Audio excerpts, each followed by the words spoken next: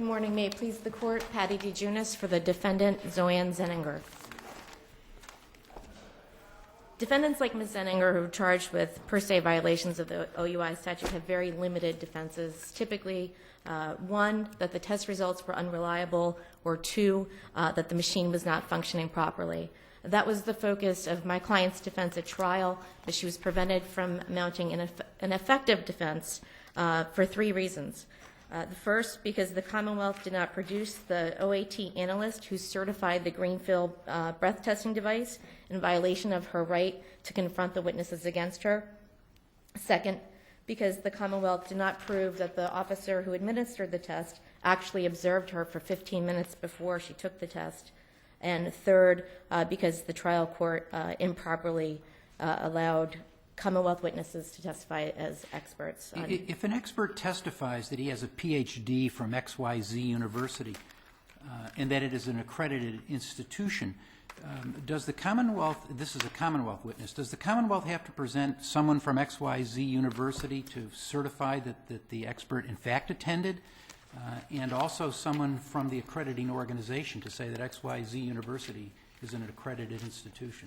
No, I don't think so, but that's not what the issue is in this case. It's whether or not the officer who testified had the specialized knowledge, training, and experience to testify as to whether or not the machine was working on that particular day. But isn't that a threshold evidentiary question for the judge? That is, whether it is a certified machine. That's not a fact that the Commonwealth has to prove beyond a reasonable doubt to the fact finder, right? I mean, it's to make the evidence admissible. It has to be certified. According to Chapter 90, Section 24K, yes, it does require proof that the machine be certified. That's not the only reason that this... Doesn't 24K say you have to conform to the regulations of the Secretary? Yes, and one of which is Section 24K does speak specifically to certified. It says it shall not be admissible unless these things are true. So it's a threshold admissibility question. It's not the same as a drug, where you have to prove that the stuff is cocaine. It goes to admissibility, and it also goes, and it did in this case, towards establishing, which the Commonwealth has the burden of establishing, that the test was reliable. But getting more directly to your question, there is no requirement none of the cases hold that a statement is testimonial only if it's direct proof of an element of the offense. If it's used against an accused, it comes within Crawford and it comes within Melendez-Diaz. Does that mean that if you, to use again the drug analogy, okay, you've got the chemist who performs the test, and I think, maybe I'm wrong, but I think that it's, there's a particular thing, gas, spec, whatever it is. So does that mean that the machine by which you test whether this is or isn't cocaine, presumably somebody says it's got to be in working order, that you've got to get the person there who certified that this machine that tests whether it's cocaine or not is come into court? I mean, it just seems to me this is one step. This is, if you didn't have the operator of the machine to say what your client did, that seems to me to be analogous to the chemist who performs the test to make sure that it's cocaine. But this is a question behind that. It's a threshold question about whether the machine that the operator who's there in court was using was certified. Well, Your Honor, I'm not aware of any requirement in any statute that the Commonwealth prove that the machine or whatever device it was used to test cocaine, for example, be proved. And that is the case here in Section 24K. It requires proof of certification. And also, not only was the certification introduced, but the Commonwealth elicited testimony from the officers that this machine was certified. Now, if the Commonwealth elects to put on evidence of something, and this was addressed specifically in Melendez-Diaz, then they have to do it with live in-court testimony. Did you object to this below on these grounds? No, Your Honor, it was not preserved. I believe that. So we have to determine whether any error was harmless. I believe that this is covered by the Vasquez case. I think under Verde, this certification shares all of the characteristics that the Verde court held made the drug certificates not testimonial. But in Melendez-Diaz, the test was done for the purpose of the litigation. It was done for purpose of the prosecution. Here, this is done as a matter of routine maintenance. It's not done for purposes of a particular prosecution. It's done the ordinary course of business. I believe that the testing and the maintenance might be done in the regular course of business, but the certification is made for the purpose of allowing this evidence to be admitted. Not for this case, though. Not for. Would that be a distinction, that the certification is made in general, and it's not testimonial because it's not for this case? No, I don't believe so. I think the proper inquiry is whether the person who is making the certification reasonably believes that this will be used for use at a later trial. And I think if you look at the regulations, that's very clear. There's 3 or 4 different sections of 501 CMR, which specifically cite to Section 24K. Well, so just suppose that, yes, but if the certification that you're objecting to is not what this, you're objecting on other grounds to that this breathalyzer operator wasn't qualified, whatever. But if you forget that, there was, and that is okay, what this breathalyzer operator testified to that he did, then why isn't what what the general test did, that was just general, and then you've got the, so it wasn't made, general test wasn't for this case, and you have the man in court who can certify that that he tested the machine for this case. Well, again, I think we come back to the statute, which requires proof that it be certified. While the testing might be done for routine purposes, the legislature has said it's not enough that the testing was done; it's got to be certified. We need somebody to attest to the fact that this machine complies with the OAT's internal regulations and testing requirements. So if there's, how many people are there in the state lab or wherever who certify these machines? Say there's 1 or 2 or 3.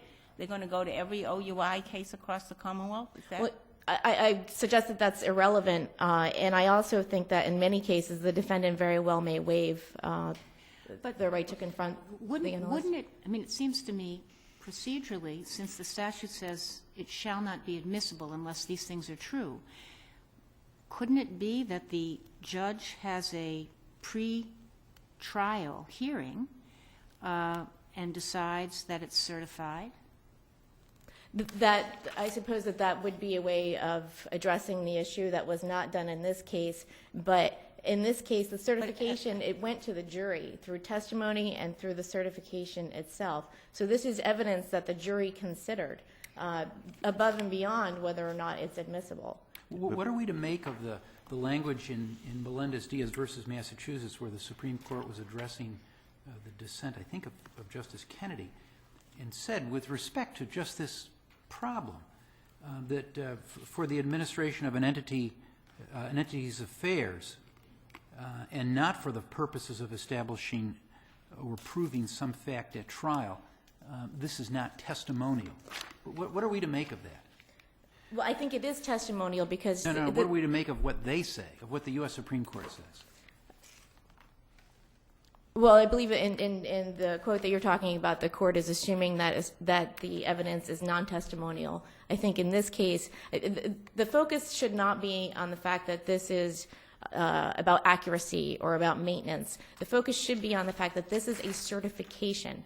This is someone at OAT certifying that this machine has been tested, that it has passed the test, that this machine has been used in accordance with the manufacturer's specifications, and a number of other things that are set forth in the regulations as well as the OAT's own materials, which appear in my addendum at pages 70 to 71. But can we infer from the majority's quote and from the fact that there were dissents in that case that there's nobody on the U.S. Supreme Court that would agree with you?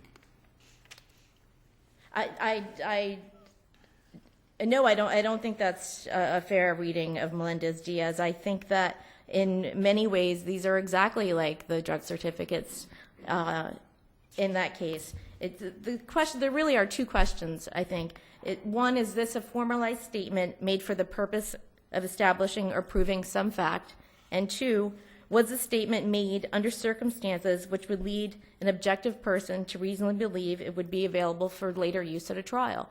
The certification, it is a formalized statement, and it's a statement of the things that I just had spoken of, that the testing was done, that the machine had been used properly. And by looking at the regulations, you can see that OAT is well aware of the purpose of making this certification. It's to make the test valid and admissible in a court of law. Now, if there had been no statute requiring certification, and this was merely now a matter of the reliability of this particular test, which may be at issue, would you say that this would be within the confines of Melendez-Diaz? If there was no requirement and the Commonwealth did not introduce the evidence, No, the Commonwealth introduced it because the Commonwealth introduced a breathalyzer, but there's no statute requiring this procedure of certification to ensure the accuracy. It would just be of the usual question of the reliability of equipment. There's no requirements with regard to DNA or other types of scientific tests. They happen to impose one here, but generally, a judge is simply evaluating the reliability of the equipment and doesn't have a statutory certification of reliability. Is that what you say is what distinguishes this here? I'm saying two things. The statute, I think, makes a big difference and takes this out of the ordinary case where a defendant may want to challenge the reliability of a device in a Lanigan hearing, for example.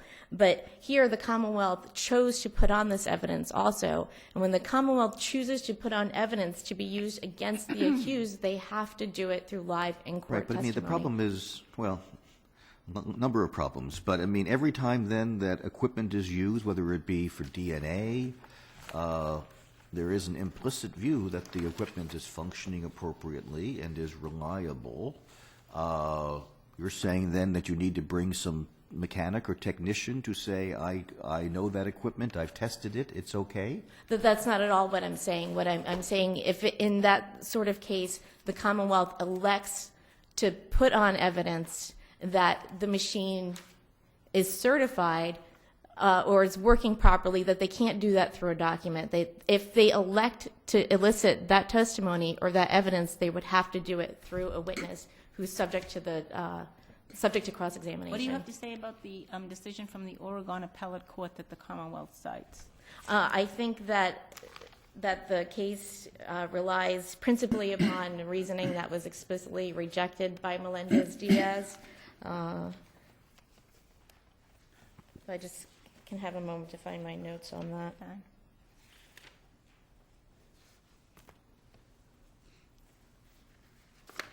Was it before Melendez-Diaz? No, it was after Melendez-Diaz, and some of the things that they focused on, they say, well, it wasn't under oath, and that's not a requirement. In fact, I think Justice Scalia in Crawford said this. This is at 541 U.S. at page 52 in footnote 3.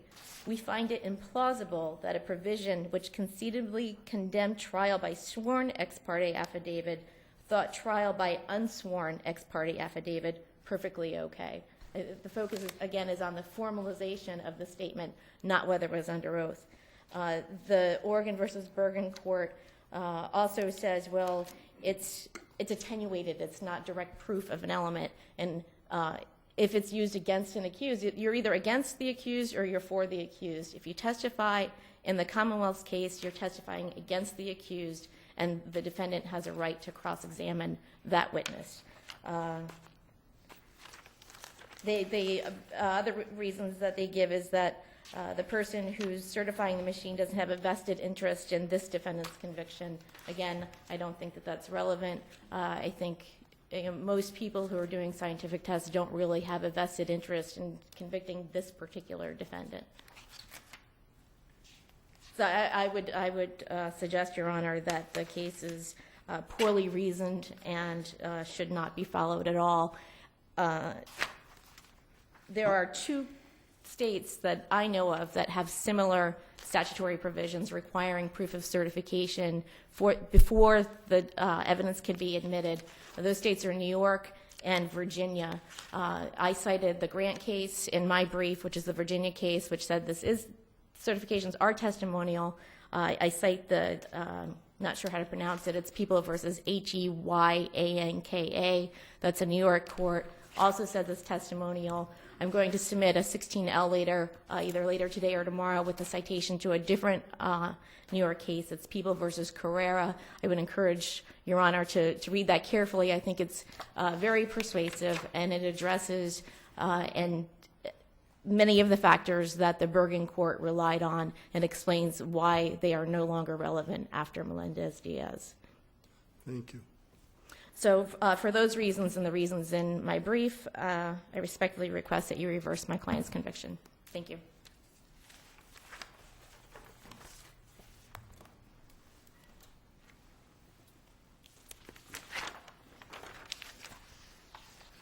Good morning, Your Honor. Stephen Greenbaum for the Commonwealth. I'd like to start, actually, so the court gets a sense of exactly what the evidence we're talking about here is, because there's been some reference to it as an affidavit, a statement. It's in the defendant's appendix at pages 8 and 8A. It's on the implied consent. It's on the implied consent form, and it is merely a header that lists, at the very top, it lists instrument and then a model number, a serial number. Give me a reference here. I'm sorry. Appendix, page 8A, defendant's appendix. 8A? Capital A. This is it? This is the only document we're talking about here? No, we're talking about others, but this is an example. And in fact, I think of interest, if you look at the previous page, page 8, which is a periodic testing report done on the same machine 2 months prior to this testing, you'll notice that the header with the information in question is identical. It lists an instrument, a simulator, and a solution, a model number, a serial number, and the certification expiration date, all indicating that the machine functioning at this time, its certification had not expired. That is the information in question here. That's not a statement by any individual that this machine met standards. It's a printout of a log of a test that apparently, and as we suggest in our brief from other records, had been done 2 months previously. So it's not anything resembling an affidavit by any individual. Okay, what about the footnote in Melendez-Diaz that says, but what, I think it's footnote, The 3, I don't remember the. I'm not sure. Actually, it's language, I'm sorry, it's language, no, it's footnote 1 in Melendez-Diaz, I think. And it says at the end of it, but what testimony is introduced must, if the defendant objects, be introduced live. If the prosecution can, what this footnote's talking about is whether the prosecution can decide whether or not to put on witnesses about the chain of custody, Yes. authenticity, or Right. accuracy, And that or particular- accuracy, et cetera. But gaps in the chain of custody normally go to the weight, not admissibility. It is up to the prosecution to decide what steps in the chain of custody are so crucial as to require evidence. But what testimony is introduced must, if the defendant objects, be introduced live, and they're talking about accuracy of the testing device. But they're also talking about in terms of individuals who have handled the evidence in the chain of custody, the substantive evidence in the case. They're talking about all those things in that. Well, they have to make it, there is a problem with language then, but there's a statement that follows that talks about records for keeping accuracy. I believe the reference there that Justice Scalia intended to make was that individuals who were involved in the handling of the substantive evidence that was tested, if there's going to be a reference to something they did, it has to be presented by those individuals live. Because he then follows up with the statement about testimonial records. Well, no. The next sentence is, additionally, documents prepared in the regular course of equipment maintenance may well qualify as non-testimonial records. But this isn't equipment maintenance. This is testing for certification purposes. It's maintenance would be like when you oil and grease your car, I would guess. But testing, I don't know what testing would be in a car, but it doesn't seem to me that this is regular maintenance, equipment maintenance. It has to be put in the light of, if you take Justice Scalia's opinion and that footnote at face value that any witness for the prosecution who's a witness against the defendant is or any testimony or evidence, as Mr. Junior said, is subject to the Sixth Amendment, well, then that does away with the distinction they're making in there between testimonial and non-testimonial. The issue here, it can't just be simply, well, it was evidence used against the defendant and therefore the Sixth Amendment applies, because Melendez, Diaz, and Crawford say, well, wait a minute, it's only if the evidence is testimonial, and some evidence is not testimonial, such as the business records. These records here are much like business records, and You really have to explain this to me. I'm sorry. Yeah. I'm here. I'm on page 8 of the Yes. appendix. This is a document. I don't know what it means. It doesn't really have anything to do with the test on this particular individual. Is this the document that just established that this machine certification expires on a year later? No, the purpose, this document was entered by the officer in charge, part of the testimony in the trial, the officer in charge of the police department, not the officer who did the test on that day. Yeah. He was the first witness to testify about the maintenance of machine because What does this establish? this establishes one factor. Specifically, it establishes that on February 13th, 2007, when the test was done, the officer, it was in conjunction with testimony that was the day the officer had taken the machine. Okay, so we're not talking about the test in this case. We're Yes, talking about the it's a test certification. day. The annual certification was done on... Not even that. This form is a test done at the police station after the officer brought the machine back. You have to refer to the trial transcript in order to totally understand it. All right. But what it shows is he took the simulator solution that the police department uses, which is a fixed standard, and ran it through the machine 5 times. If you see down there, air blank test, a calibration test, he ran it 5 times, and it shows that the simulator solution had a 0.15%. So back in February of 2007, this Mm-hmm. machine was certified through February of 2008. Yes. And after the certification, some tests were run, and it seemed to be working fine. Is that the point of this document? The point of this document, was to show that the simulator solution kept at the police station was properly mixed at the right percentage alcohol. Okay, now we have the next one, page 8A, Exhibit 4. This appears to be the test Yes. run on the defendant, right? Yes, on Okay. April 14th. All right, and it also says that the machine was certified through February of 8. So these are the 2 documents that were admitted into evidence? In the Commonwealth case in chief, if you Okay. look after that, there's a whole slew of documents from Right. Office of Alcohol Testing that came in on rebuttal. All right, how did this stuff come in? This rest of this stuff, which is, I've got an affidavit from the Director of Office of Alcohol Testing and a whole bunch of attached documents. Who put that into evidence? The Commonwealth put that in rebuttal. The defendant, in part of her case, claimed that there had been an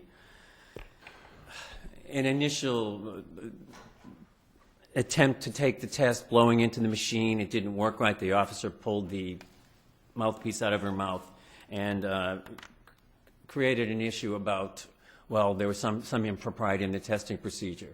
The officer who took the test returned and testified, no, that didn't happen.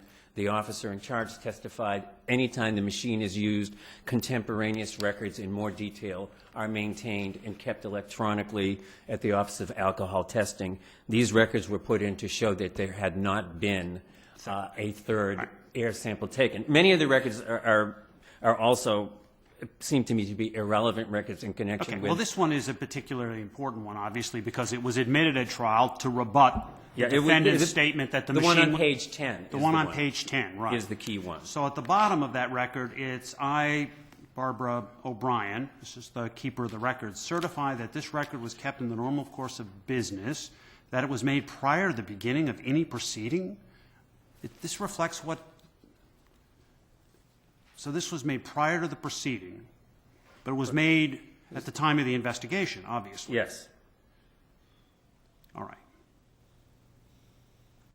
Okay.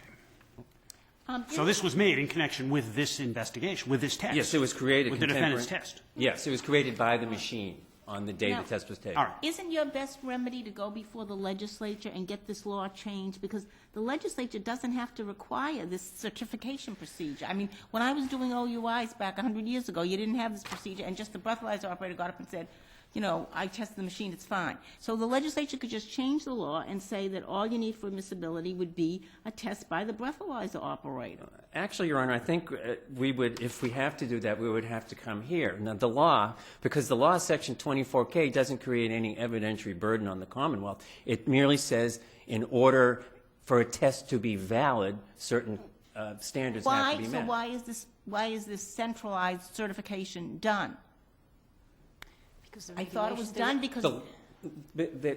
Section 24K requires the Office of Alcohol Testing to create a what I'm regime of saying. compliance in order for tests to be valid. Right, that's what I'm saying. Get the legislature to change the statute.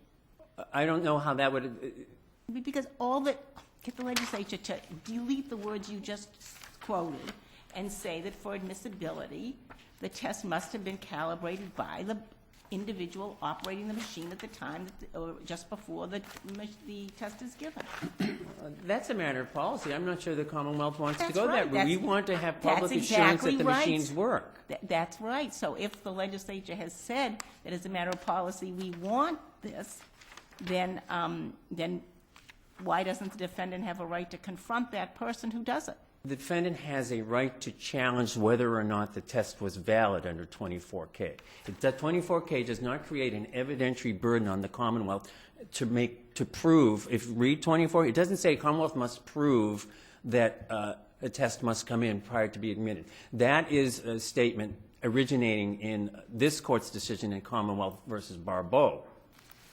All 24K says legislatively is that in order for a test to be valid, that thereby, it seems to me, suggests that a defendant therefore has a mechanism to challenge the test by saying, oh, no, they didn't establish it wasn't valid, but it doesn't create a confrontation, So right? you're suggesting that we interpret that language as meaning only that gives the defendant a means of challenging the test, not a basis for admissibility?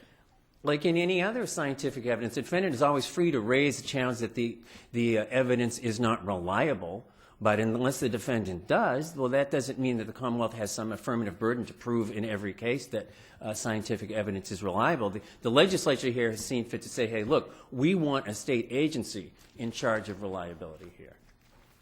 And you're saying the only reason that it's become a basis for admissibility is because of language in our case? Look at Commonwealth versus Barbeau and the cases that follow. They're not cited in my brief because the issue wasn't raised. But all those cases are cases where defendants have challenged the admissibility of the breath test, either in motions and limited motions to suppress before trial.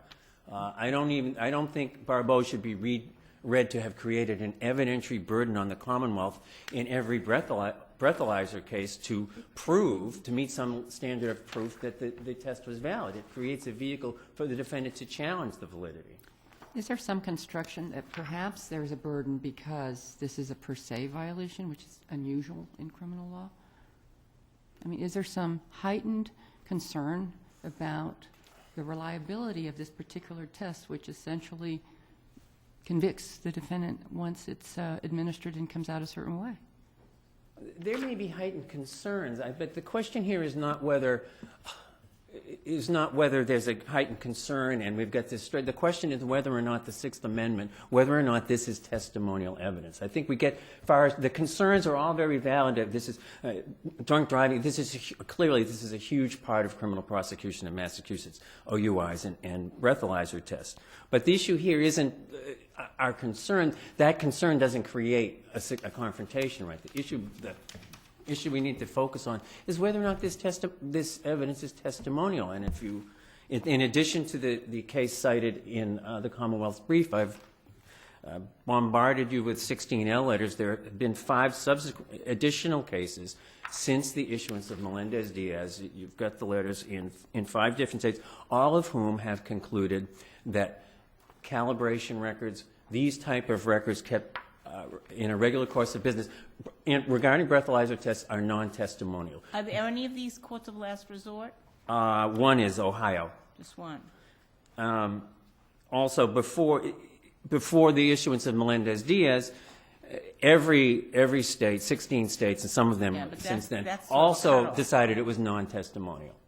I would certainly commend the court, particularly there's a case in New York v. Lent, which is cited in one of my briefs, that Because I'll find most of the Commonwealth's argument on this issue is borrowed freely from the Oregon cases and the other cases. New York v. Lent has additional spin on the many reasons why these records are non-testimonial and should be deemed non-testimonial. And therefore, in terms of this particular case, the Commonwealth argues that because Verity was so specific to drug certificates and not to this, that it wasn't it wasn't quite an exercise in futility not to raise this issue, because while certainly the rationale of Verity would seem to have indicated that this court would have concluded these were non-testimonial back then, the issue hadn't been foreclosed, and we think the standard should be substantial risk. If evidence of certification is not required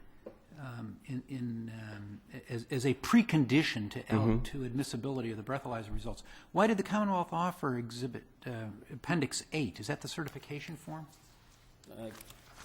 No. There's no certification form here. The page on Appendix 8, in conjunction with the record, is a test that the officer in charge ran on the police department simulator solution. Okay. There's no specific form in here that says this machine was certified by someone. There are a whole slew of records in OAT that show a number of records that were not explained, that I don't quite know what they mean, but there are all sorts of electronic records that were run in the certification process. Wouldn't you be better off, given, if accepting your position that you don't have to prove anything about it, just in terms of protecting the defendant's rights, wouldn't it be appropriate not to have on the implied consent form, not to have that header? I mean, you don't need that header, do you? I'll probably be going off record and upsetting the Office of Alcohol Testing by speculating, but my understanding is the machine at the station won't run unless it's currently certified, and I think one of the reasons that's printed out is to put the police department on notice that certification is coming due. But that said, that may be an appropriate measure to take if this court rules that it's testimonial, which I'm asking it not to. It could be redacted at some point during the course of the trial without interfering with any statutory obligation or statutory requirement for admissibility.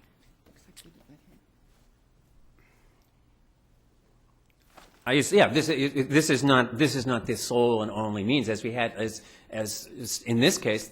The officer in charge testified the machine was certified, and that would have been enough to show that. Could you tell me how often is a machine typically certified? It's annually. It's Once a 1 year year. period. Yes. All right. Thank you, counsel. You're welcome.